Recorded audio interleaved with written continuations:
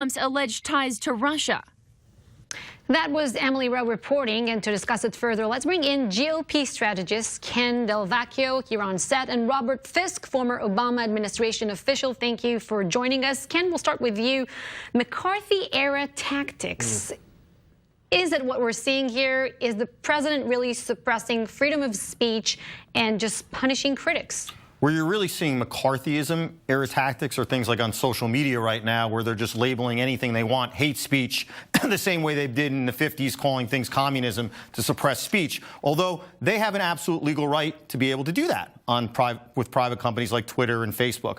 Now here, the president has every legal right to fire an employee, anybody that's at the White House, anyone in the Department of Justice, if they in any way, shape, or form say anything he doesn't like, and it's not a violation of free speech rights. It's a very simple legal issue. Right. It might be a little bit more complex on the political side. But John Brennan's not an employee. He's a critic. He's a former administration official from a previous administration, the Obama administration. So is this legal for the president to strip him of his security clearance? That's a great point, and the answer is yes, it's absolutely legal. For the same reason that he could actually fire somebody, he could take away a security clearance if he doesn't like what people are saying. It might unnerve him. It might make him uncomfortable with this person having a security clearance if they so disagree with his policies and platforms.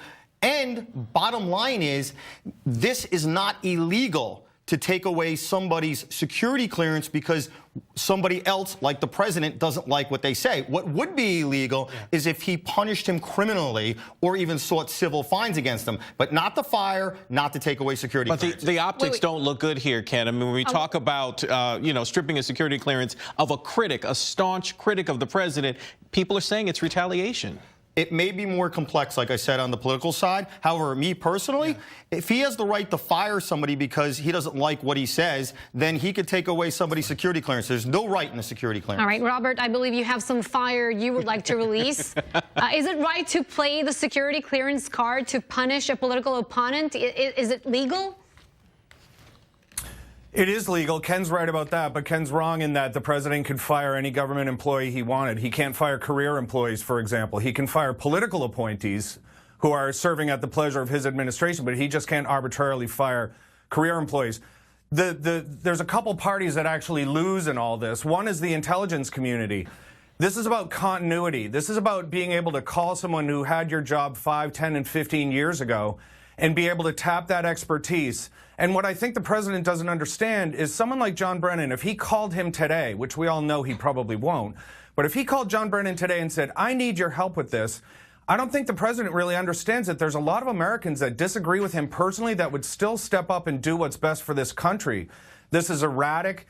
You can tell it's a product of frustration on his part, where he's looking for a tool, some way to do some kind of personal damage to some of the people that he believes is in this kind of hazy constellation of conspiracy that evolves and shapeshifts kind of every day. So the other thing, I've had top secret clearance. One of the main things is debt. One of the main things that they get concerned about is your financial situation. And here you have Jared Kushner is getting $509 million of loans in the course of meetings in the White House. If you're leveraged to the tune of $509 million, that is a gigantic flag for your background check, for your security clearance, and that's okay. But having someone criticize him on TV is not right.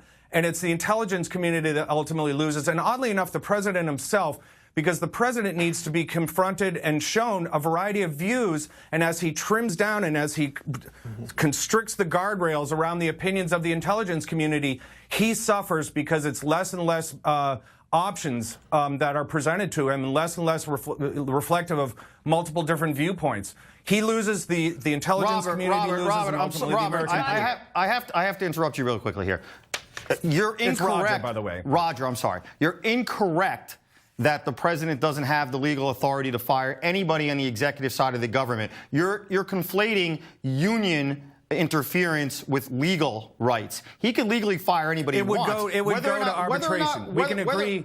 Whether or not a union might interfere, and there might be some argue about it, it's a different point. He has the right to fire anybody. And as far as the optics go in this area, Presidents all the time, whether it's Barack Obama, George Bush, Bill Clinton, and Donald Trump, they fire people, they take away privileges that people have where they disagree with them because they don't fit within their administration's viewpoints. So if the president doesn't want somebody like Brennan around and other people who criticize him, he can get rid of them in any way, shape, or form from the government, including taking away their sacred security clearance. It's not a right. It's just a privilege that they had for a while, and now it's gone. And neither was I advocating that it was a right.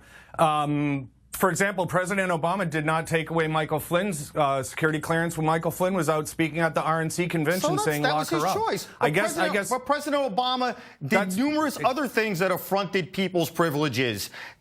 I'm not saying that this might not look so great to certain people on the different side of the coin, but for people who support Donald Trump and his agenda, they don't want people like this having security clearance because they don't trust them. Well, the point, though, that the president made is that Brennan poses some sort of security risk. Roger, I'll ask you, do you believe that? Do you buy that argument?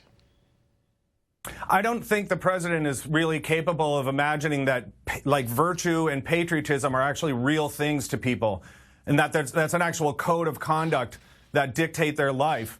That's why I think he has such a problem with Senator McCain and Robert Mueller. He can't imagine that people actually subscribe to things higher than themselves, and that they can exercise self-restraint in the service of some larger agenda to the country. I'm trying to exercise restraint here, Roger, but he does not. You don't have to with me. You can fire away. He doesn't have any dictate, mandate, or any moral responsibility to keep people on board who disagrees with him.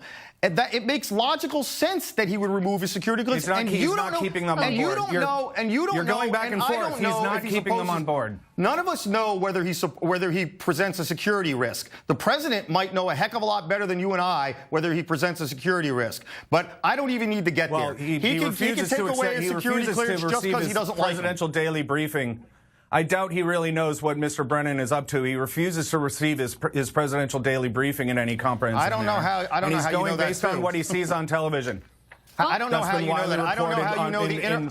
I don't know how you can know the inner workings of the White House, who briefs him, how he takes things in, if he reads things, if he listens to people. When the White House cooperates with authors like Michael Wolff, when the White House consciously cooperates with authors like Michael Wolff, then you can saying the White House, you mean like one or two people? You mean like one or two people from the White House allegedly? We'll have to leave it there. We'll have to leave it there. He has security clearance, so he knows. Well, Roger and Ken, thank you both for this. Okay, thank you so much. My pleasure. Fiery debate for sure. Well, still ahead, a growing number of Jews